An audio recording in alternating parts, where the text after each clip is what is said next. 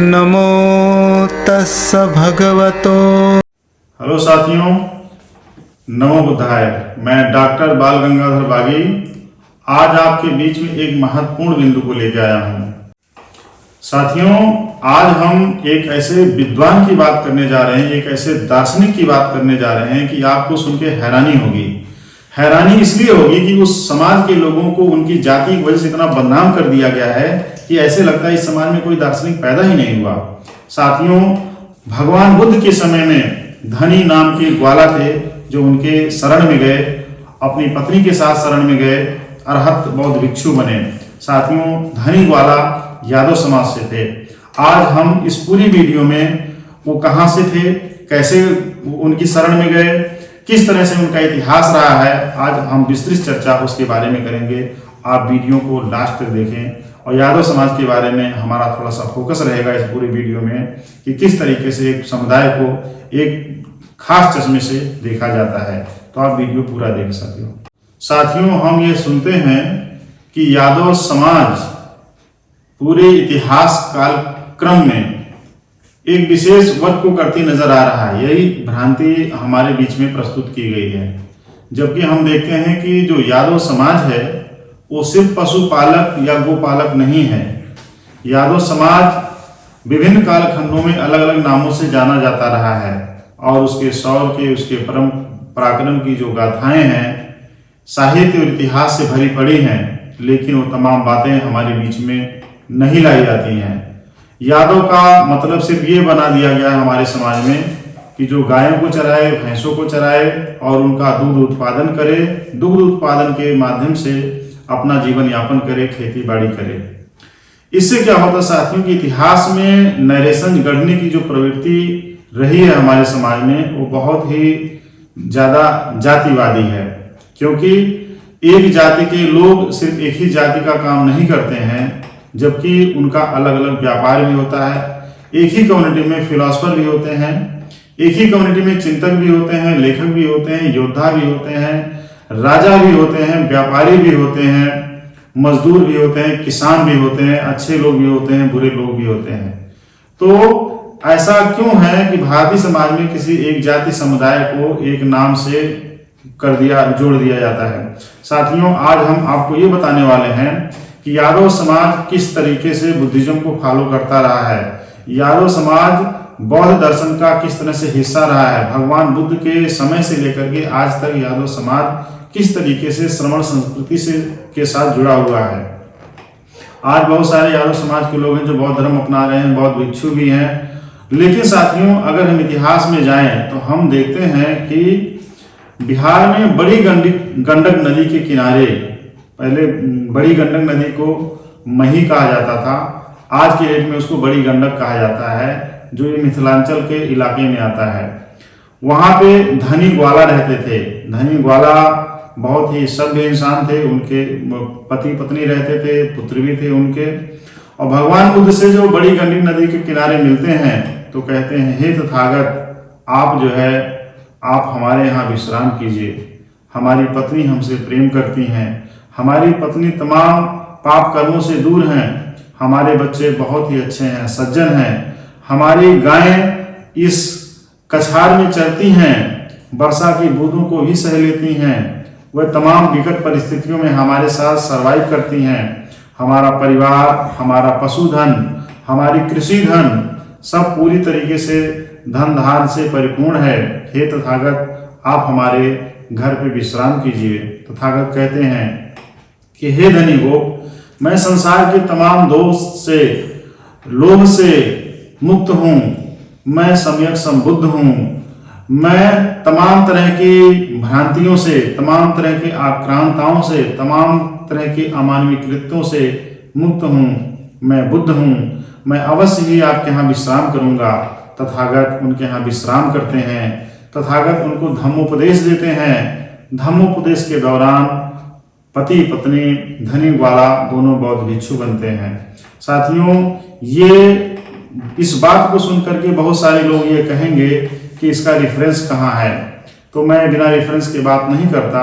ये रेफरेंस आया है पाली साहित्य का एक बहुत बड़ा ग्रंथ है, त्रिपिटक ग्रंथ है, जो तथागत बुद्ध के समय में लिखा गया, जिसका जिक्र मिलिंद पन्नों में आता है, जिसका जिक्र क्या नाम है पहली संगीति में किया गया, और जो भगवान बुद्ध के समय उसके कुछ वग्ग थे जो गाए भी गए।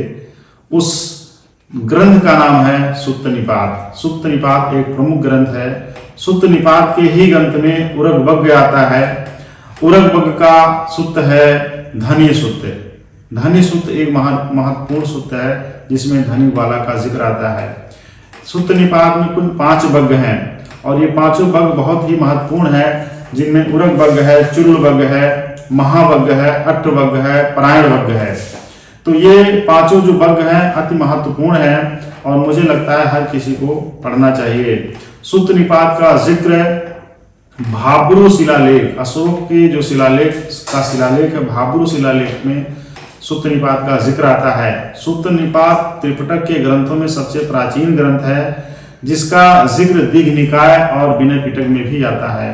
तो धनी ग्वाला भगवान बुद्ध की शरण में गए, बुद्धिस्ट हुए, दीक्षा लिए, और दिलचस्प बात यह है कि उनकी शरण में गए हुए तमाम लोग अरहत हुए, तो उसमें धनी ग्वाला उनकी पत्नी का भी नाम आता है। तो इसलिए मैं साथियों बता देना चाहता हूं कि उसी क्रम में हमारे यहाँ पेरियार ललई सिंह यादव आते हैं, जो सच्ची रामायण भी लिखते हैं, अन्य दूसरी किताबें भी लिखते हैं, संत माया बलिदान लिखते हैं और इतिहास संस्कृति की बात करते हैं, और पूरे भारत में, उत्तर भारत में जो है बौद्ध धर्म की क्रांति को तेज करते हैं। बाबा साहब के कन्वर्जन के बाद पेरियार ललई सिंह ने कमर कस लिया कि मैं आजीवन बौद्ध धर्म का प्रचार करूंगा। हमारे मित्र धर्मवीर यादव गगन ने पेरियार ललई सिंह यादव की ग्रंथावली को 5 खंडों में प्रकाशित किया है। बहुत ही अच्छी किताब है। हम पेरियार ललई सिंह की ग्रंथावली पर अलग से वीडियो बनाएंगे। तो साथियों, मेरा कहने का तात्पर्य यह है कि यादव समाज, जिसको हम यादव कहते हैं, यादव एक अम्ब्रेला टर्म है जिसमें क्या नाम है पूरे देश के यादव आते हैं। यादव समाज सिर्फ हल बैल कृषि का कार्य ही नहीं कर रहा है। हम देखते हैं देवगिरी, जिसको दौलताबाद कहते हैं, वहाँ पे यादव साम्राज्य के लोगों ने 530 साल तक शासन किया। बड़ी संख्या में जो है यादव समाज के लोग शासक हुए हैं।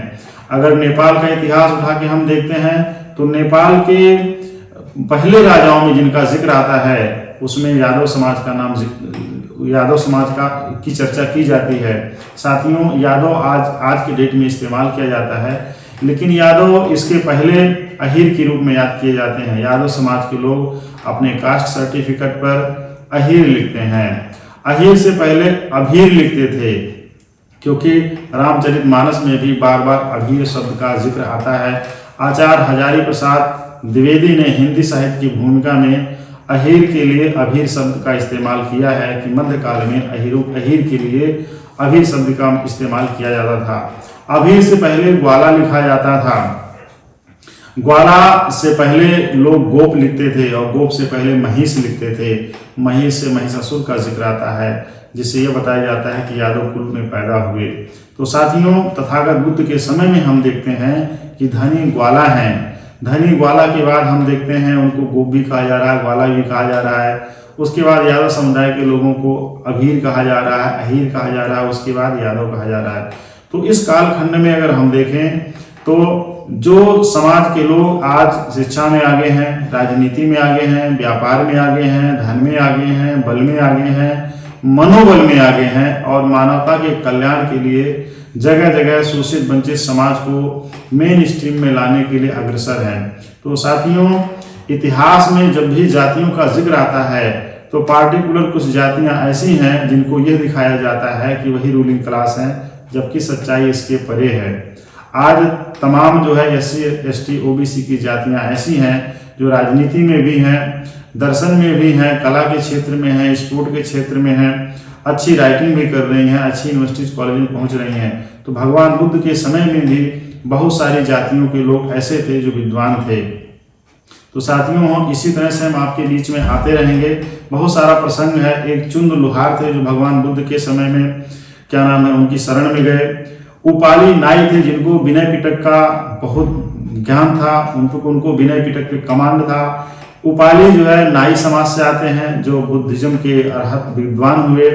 इसके अलावा हम देखते हैं साथियों जो है बुद्धिज्म के तमाम ग्रंथों में जिक्र आता है जो है केवट सूत्र का। तो केवट सूत्र पढ़ा जाना चाहिए ताकि मछुआरा समाज के इतिहास की जानकारी लोगों को हो सके।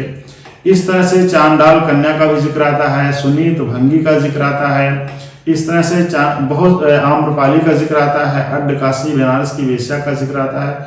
बहुत सारी महिलाएं थेरी गाथा थेर ऐसे हैं जो तमाम धर्म जातियों से बिलोंग करते हैं। तो बुद्धिज्म के समय 62 स्कूल ऑफ थॉट्स थे।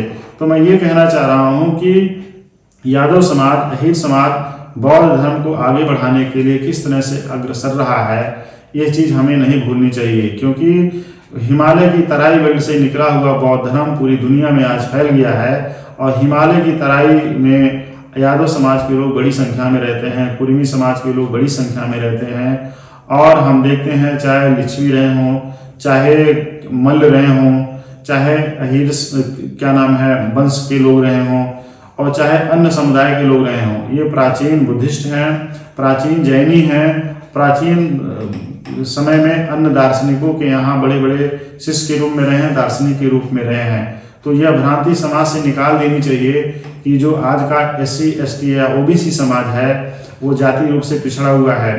जाति किसी की भी जाति नहीं है, जितने भी समाज के लोग हैं सब व्यापारी वर्ग हैं, सबका अपना व्यापार है। भारत में काम करने वाले किसी भी व्यक्ति को एक जाति विशेष से जोड़ दिया जाता है, लेकिन वही काम करने वाले विदेश के व्यक्ति को एक जाति से नहीं जोड़ा जाता है। जैसे अगर भारत में कोई लोहे का काम करता है तो उसको लोहार कहा जाता है, सोने का काम करता है सुनार कहा जाता है, मिट्टी का काम करता है तो कुम्हार कहा जाता है। लेकिन विदेश में वही लोग कुम्हार का मिट्टी का काम करते हैं तो कुम्हार नहीं कहे जाते, सोने का काम करते हैं तो सुनार नहीं कहे जाते, लोहे का काम करते हैं तो लोहार नहीं कहे जाते, दूध का काम करते हैं तो उनको ग्वाला नहीं कहा जाता है। वो बिजनेस है, प्रोफेशन है। तो उसी तरीके से भारत में भी ये रहा है। लेकिन चंद लोगों ने आपके बिजनेस व्यापार को हड़पने के लिए आपके बिजनेस को बदनाम किया, आपके बिजनेस को आपकी जाति बता दिया। काफ़ी लोग अपने बिजनेस को जाति स्वाभिमान अभिमान या उसके मनोबल के डाउन होने के चक्कर में उसको छोड़ दिए और बहुत नीचे चले गए। तो बिजनेस को किसी भी हाल में छोड़ना नहीं है। तथागत बुद्ध के समय में बहुत सारे लोग ऐसे भी थे जो कि बौद्ध भिक्षु नहीं बने थे, लेकिन उपासक बन करके बौद्ध धर्म की सेवा कर रहे थे, 10 और तमाम पारमिताओं को फॉलो कर रहे थे। और बुद्धिज्म को आगे बढ़ाने में सम्राट अशोक जैसे, राजा प्रसन्न जैसे, अनाथ पिंडक जैसे तमाम लोग आए। तो उसी क्रम में अगर हम देखते हैं साथियों तो बहुत सारे आज की बहुजन समाज जातियों से लोग उस समय बुद्धिज्म में थे और उसको आगे बढ़ाए। तो इसी तरीके से हम आपके बीच में तमाम प्रसंग को लाते रहेंगे और इसी तरह से धम्म की जानकारी के लिए, ऐतिहासिक, राजनीतिक, सामाजिक, दार्शनिक जानकारी के लिए आप हमारे चैनल स्टार नालंदा को फॉलो करें, लाइक करें, सब्सक्राइब करें, ताकि आपको ज़्यादा से ज़्यादा इन्फॉर्मेशन मिल सके।